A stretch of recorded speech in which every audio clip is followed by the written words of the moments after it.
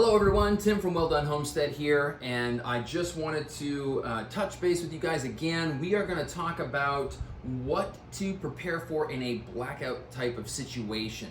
Not to be confused with a grid down situation, because those are two very separate things. In a grid down situation, after about 3 days, it's going to be like...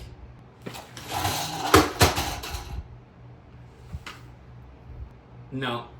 See, that's not going to work, because grid down, it means that we have completely lost rule of law, and it is hunker down, protect your homestead, you're working with your specific group, and you are in a world of hurt. There's going to be a lot of problems coming. In a blackout type situation, I was actually just talking with a friend of mine today, and they live closer to a urban area, and he was saying that they were having rolling brownouts, and he was just saying, like, it's kind of weird because some stuff works and some stuff didn't, and he was like, what do we do? And so it got me thinking. I was thinking to myself, okay, so maybe this is something we should talk about. So in the event of a blackout situation where you're going to have 6, 12, maybe 24 hours where you're not going to have electricity, you're not going to have the ability to use a lot of the amenities that you normally have, what are the top 4 things? What top 4 things do you need in that type of situation? And I would say number one is water. That is your first priority, making sure you have water. Because the reality is, most of us, if we had to fast for 24 hours, it would be extremely uncomfortable, but we could do it. And in reality, I don't think we would have to fast for 24 hours. You'd have some food that you could eat that you wouldn't have to cook.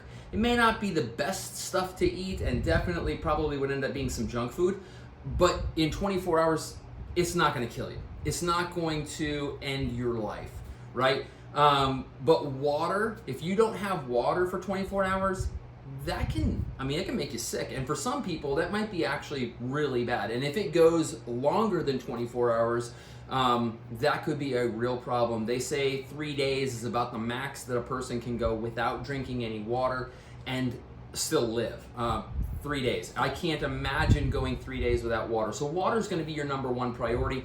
If you don't have a couple of cases of water in reserve, in a closet somewhere, just somewhere, to be able to get yourself through a 24-hour to even 48-hour period of time, you need to. That is kind of like priority one. You need to go get some water, even if it's just like 2 of those 40-bottle cases from Walmart, water bottles.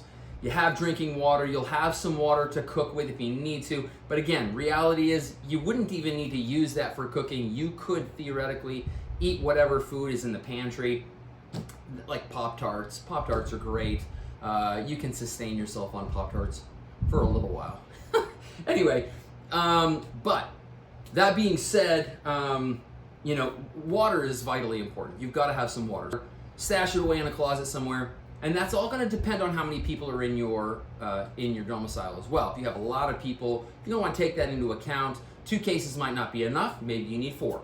Reality is it's still not a ton of money to spend in order to make sure that you're taken care of for water for 24 to 48 hours.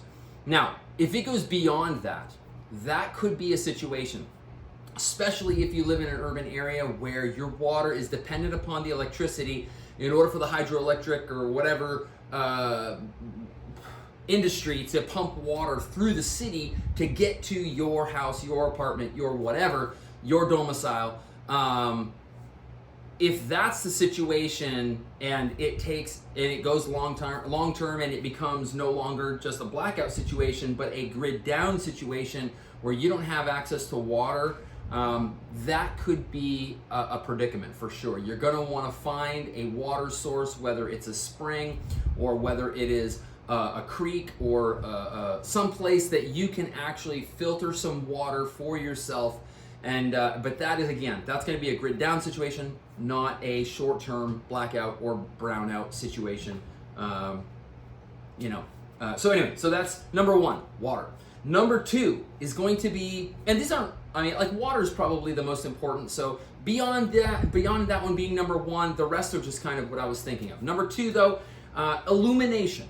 So you're gonna need something to illuminate your house, your apartment, whatever, so you don't fall down and hurt yourself. I have a couple of examples of illumination. Probably the most well-known is gonna be a flashlight. Get yourself a good flashlight. This is made by Streamlight. It is actually a very, very high quality flashlight.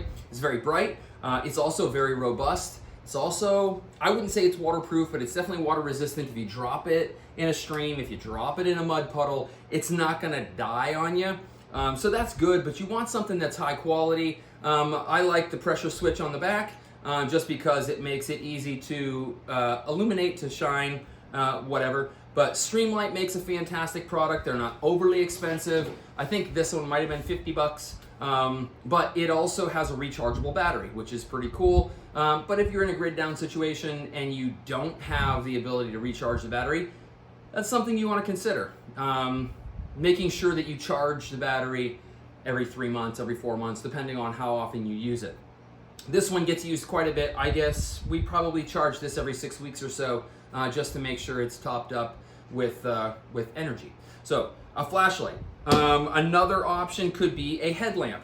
This one is one that I use when I go camping. It's a great headlamp. It's made by Black Diamond. I think this one again was like 45 or 50 bucks.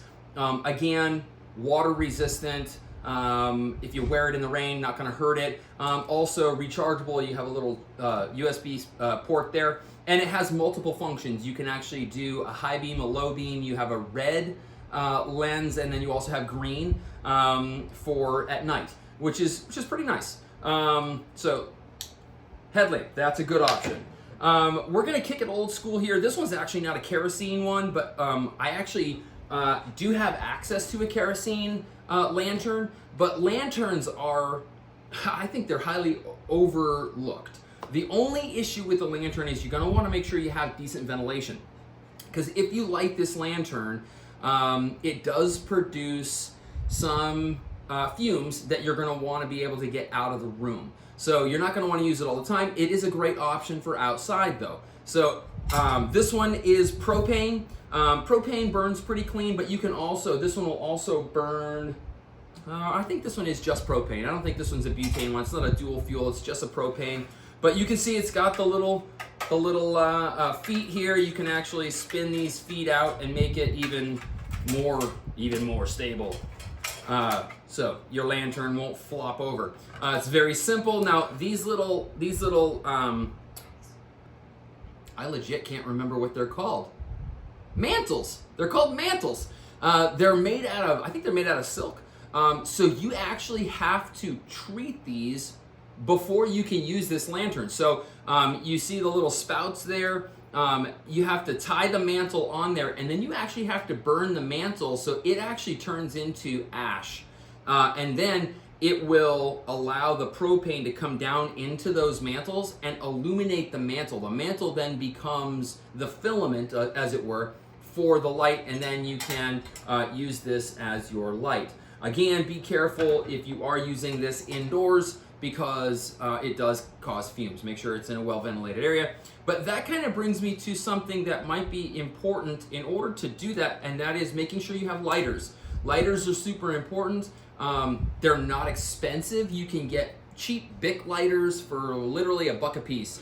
In fact, I think I found a pack of 50 of them on Amazon for $48, so they're less than $1 a piece. It's worth it to have. In fact, in a survival situation, it can even become a bartering item. Having the way to make fire is very important. This is just one example of a lighter. There's many other different ways that you can use things to light. But this is my reminder. Have a lighter, have a way to make fire. That's important. But anyway, so this is your illumination. There's other options you could use. There's other flashlight brands you can use. I like these ones.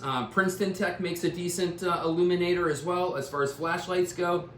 Surefire, if you really want to get like the top of the line, Surefire is an absolutely fantastic lighting system, flashlight system. They make some for firearms as well, which is pretty cool. But I opted for something that's going to be economy friendly, budget friendly, but also robust and work very well. Didn't break the bank with that. So that is number 2, Illumination. All right. Number 3, communication. You need to be able to communicate. Now, in a brownout situation, even in a blackout situation where there might be no power, I'm going to guess your cell phone's probably still going to work. The cell system is going to be probably one of the last things that might go down should they need to shut down power. Now, if the cell system goes down, my guess is it's going to transition from a blackout situation into a grid down situation, and then that could be a whole lot more challenging. And that's me being kind about it. But there's other communication methods rather than cell phones. And I'm not talking about a landline. Nobody uses landlines anymore, and the reality is when your power goes out, the landline's probably not going to work. So I'm talking about ham radios. Now, you can get, we've talked about ham radios before, little handheld radios like this. You can get GMRS radios and communicate with your neighbors, which is a good thing to do. Being able to communicate with your neighbors, being able to communicate with your community, whoever it is that you're working with, whether it's neighbors or people a couple blocks away or even a couple miles away, depending on what kind of radios you use. You can use the GMRS, the FRS. GMRS, you can actually get a license with no test. It's $35 for 10 years. Very worth it to be able to then communicate with your people to find out if everybody's okay. That is important. Having that community base is going to be vital. If you don't have a community, you need to literally stop the video right now and go and find some people that you trust, that you know you can work with, that will be your community. And I'm not kidding, you need to do that. So get yourself a community. This is one way to talk to your community using a handheld radio. And getting information is super, super important. And that's where this radio comes into play. This one, it's not an overly expensive radio. It is also a ham radio, but it operates on different frequencies than this one.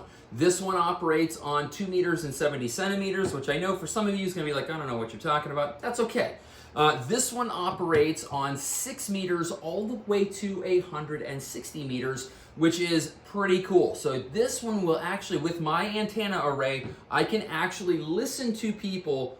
I'm not kidding. I can listen to people in other countries. I can listen to people in Europe. I can listen to people in South America. Now, if I understand their language, then I can listen to them and find out what's going on. But I can also listen to people that are in Colorado, people that are in Texas, people in Florida. I've actually talked with people in Louisiana, in Florida, in North Carolina, all around me. Okay, so this radio is very versatile as far as gathering information, and radios, honestly, that's the biggest thing for this kind of radio, the high frequency, the HF radio, is information gathering. That is vitally important, because then you can take the information you got here and then talk to your community about it and be able to interact, and say, hey, we need to come up with a plan. It looks like this is going to be a little more than a blackout. We need to start talking about grid down situation, and that's going to be a completely different flow chart as far as what you're going to do. So communication is number 3.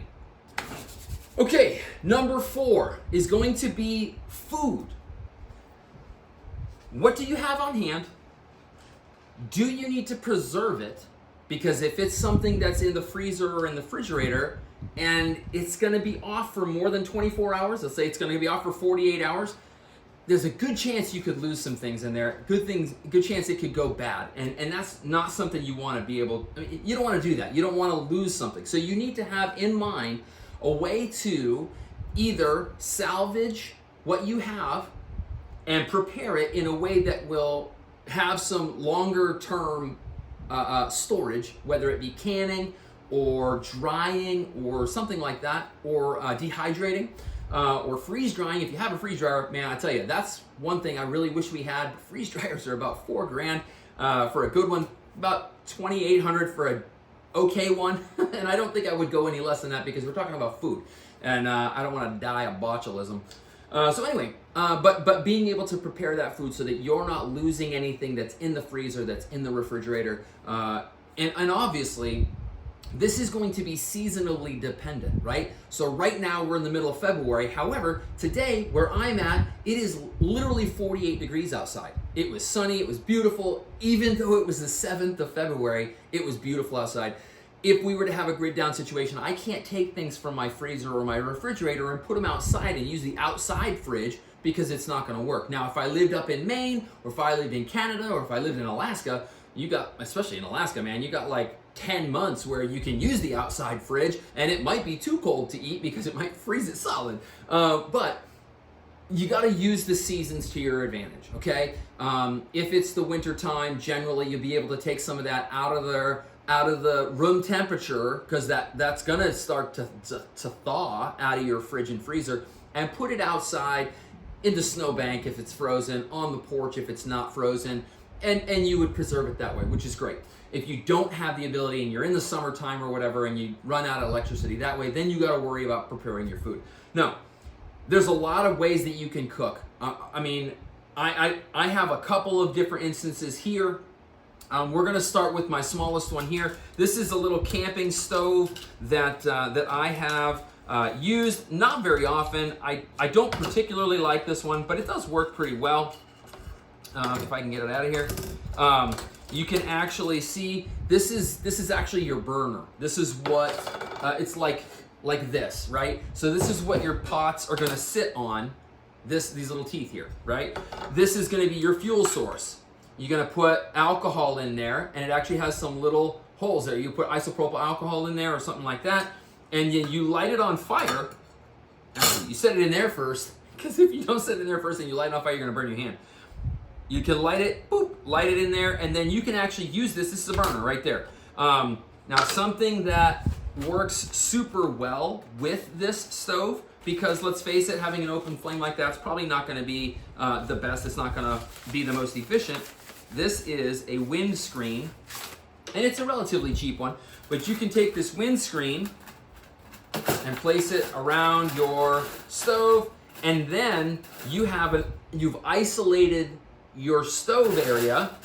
You've isolated it, you can see there, and now your cooking is inside this windshield. So you're not having wind blow through and blow the flame off to the side and make it so that it's not going to be even heat on the pot or whatever it is. So this is a good option. This was relatively cheap. I want to say this setup, I got it on Amazon. I think I might have paid 19 bucks, and that includes the shield. Not super expensive. It works relatively well. So yeah, this is an option.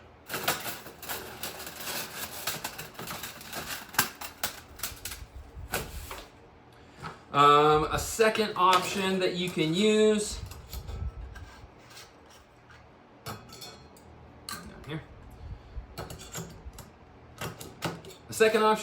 that is relatively cheap is going to be this single burner stove. This I got at Walmart many moons ago. I've used this a number of times. This will sit on one of these little blue propane guys. You just turn it on there, you light it with a lighter, turn the sucker on, and it lights up, and then you got your burner. Or you can use one of your fat, short propane cylinders. This one's actually a pretty good one. Works super well, and then you got your burner and you're off and running. You cooking, okay? That's an option there. And obviously this little foot, it holds this guy and it holds this guy so that you don't have anything flopping over, because there's nothing worse than that happening. So that's a good option and relatively cheap.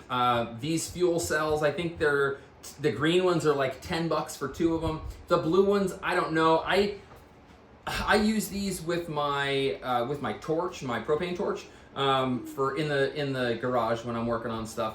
I don't normally cook with these, but you can. But then I think this thing, literally another like 20, 25 bucks maybe. I don't even know if it was that much, but it works. I've used it for years and years and years. I think I bought this thing back in the early 2000s.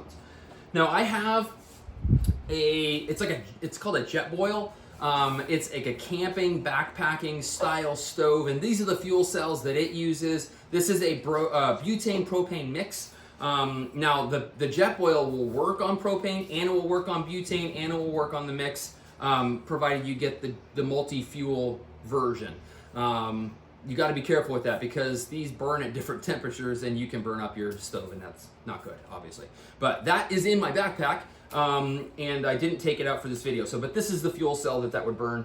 And then, of course, you have Grandpa's old Coleman that you probably have seen a number of times in your life. This green guy, right? These things, I'm not gonna lie, these things are awesome. These things are absolutely awesome. If you can get the ones with the red fuel can in there, those are multi-purpose. You can burn kerosene, you can burn propane. There's a number of different fuels. You can use white gas on these. They are fantastic. I cannot say enough about these old school Coleman stoves. And you have 2 burners. This one has been sitting in my attic for a while. I do need to go through and clean it up and make sure everything is good. I have not used it I don't think I've ever used it. It was given to me by a friend, and I need to make sure that I clean it up and use it so that I know that it works. And that's something too. Practicing this stuff is super important. But this guy here, super, super valuable piece of equipment, particularly if you know how to use it. But the old Coleman stove. Now, I do have 2 others here that I want to show, and they are very interesting. I'm going to save this one for last here, but this guy here, it's literally a bag, right? And this is if all you have is like a camping ring, like a fire ring, right? So you've got your coals, and you're like, okay, I got to put the pot in there. But if you leave it in there, it's going to burn up, and then it's going to be pointless, right? It's going to mess it up. You get it boiling, get your stew going in there, and all your ingredients, and you get it nice and boiling, get it nice and hot. You put it in this bag, okay? You put the pot in the bag. You put this on top, you cinch this down, and in 10, 15, 20 minutes, depending on how much you have in there, it cooks it. This is an insulated bag that cooks that meal, which is, I mean, I think it's pretty cool. It's not super small. It's not like you're gonna put this in a backpack and carry it with you, because it's not very portable. But it is a very cool option for around the house if you don't have anything but a fire ring. This will work. Something else that you can use outside, and that's this guy right here. This is a very cool invention. It's called a Kelly kettle. I have yet to actually use this guy. I've had plans to use it I've had this for 2 years now, and I haven't used it. But you actually use this guy right here as your fire pot, okay? You actually build your fire in this. You put your food or your soup or whatever in here, inside the kettle, cap it off, and then you set it there, and it's hollow in the middle, so you have a chimney coming up out of here. You've got your air inlet here, and you just keep feeding little sticks and stuff in there, and it cooks your food. I'm stoked. I want to try it bad. I just have not. I've been lazy. I'm gonna be honest with you. I've just been lazy. I haven't tried it, but this is pretty sweet. Kelly kettle. They make several different sizes, but I opted for this guy here. It is very, very cool, and I'm excited to give it a go. But anyway, so that is various different, and there's other means of cooking as well. You can literally get some of those. So those the fire canisters, those little cans that they use for catering, and and then put a rack over top of it, light that sucker on fire, and there you go. Like, I mean, those are actually clean burning too. You can burn them in the house, and it's not going to be a problem. It's not going to produce a bunch of fumes. If you have a gas stove, generally that will still work even without the electricity. You might have to light it with your lighter, but it should still work because you're just running on propane. You're not running on electricity. So that's a good option as well. But if you don't know how to cook, you're kind of out of luck. So you probably learn how to cook a few things. I know how to cook a couple things. I know how to cook soup. That's pretty easy. I can cook over an open fire. Meat, I can do that. And vegetables, I prefer them raw. So we'll just make a salad. You don't need to cook anything then. Anyway, so food. So your top 4 things: water, illumination, communication, and food. Those are your top 4 things. Now, I do have a couple of runners up, and these are things that are considerations that you may need to keep in mind, specifically if it goes from a blackout situation into a grid down situation. Number 1, if you have medical needs, specific medical issues that require a piece of electrical equipment, like an oxygen, an oxygen thing, pump. You're gonna need either a solar generator or something like that in order to power that. That can get expensive. You can get decent solar generators now that aren't terrible. I'm talking in the area of $1,200 to $1,500, and I know that's a lot of money, but your life is worth it. I mean, I'm not getting paid to say that. I'm just saying, I think your life is worth it. And if you need to use that equipment, it's worth getting something that will power that in the event you lose power for any length of time. Getting deep cycle batteries to be able to store power is also a good option. But anyway, that's something you might want to consider. That's a runner-up that I would say might be worth considering depending on your needs. If it's cold outside, having a way to heat your home or heat your apartment or heat even just one room where everybody can huddle up for a little while and be okay. They do make some propane heaters that aren't going to cause fumes that will make everybody sick or anything like that. So that's a consideration. It's not electric. You'd have a propane heater. Don't catch the house on fire, because duh. Because then you're going to be in a world of hurt. So those are 2 considerations I would say that are worth thinking about. If it's the summertime and you don't have air conditioning, suck it up, buttercup. I mean, that's life. Sometimes you just got to sweat it out, literally, and kind of deal with it. It's just kind of how it is. But anyway, so factors to consider. These are things that you're going to want to think about if a blackout were to occur, and that is duration. How long is it going to last? You gotta kind of plan for, maybe it's only going to be 10, 12 hours, maybe it's going to be 24 hours, maybe it's 48 hours, maybe it's a week, maybe it's longer. So you've got to kind of have those plans already put together for yourself and your community, being in communication with them, making sure everybody's taken care of and making sure everybody is on board with that. The second one is going to be division of labor. If it goes longer and it goes beyond just a blackout situation and you're actually talking about grid down, you're going to have a number of different jobs that are going to need to be done that your community needs to get together and work through. Some of that might be water gathering. Some of that might be food gathering. Some of that might be fuel gathering in order to use your Kelly kettle in order to cook your food, that kind of thing. So division of labor, super important. But then the last thing, so duration, division of labor, and then direct action.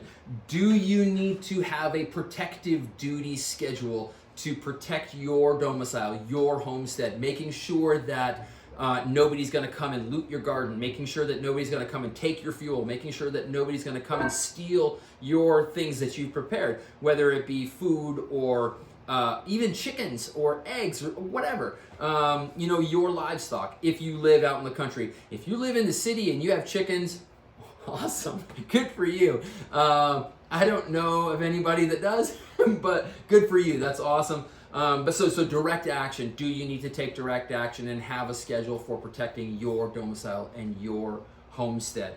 So the 4 things are water, illumination, communication, and food. And please, if you have anything that you think should fit this list, put it in the comments below. I am always wanting to learn, and people that are watching are always wanting to learn. So please make sure that you hit the thumbs up, hit the subscribe button, hit the bell in order to get alerted when new videos drop. I do have a list of things that I'm going to be working through. This just happened to be one that came to mind today, and I was off today from work, so I thought I'd go ahead and do it. So, thank you guys so much. I appreciate each one of you. Stay prepared.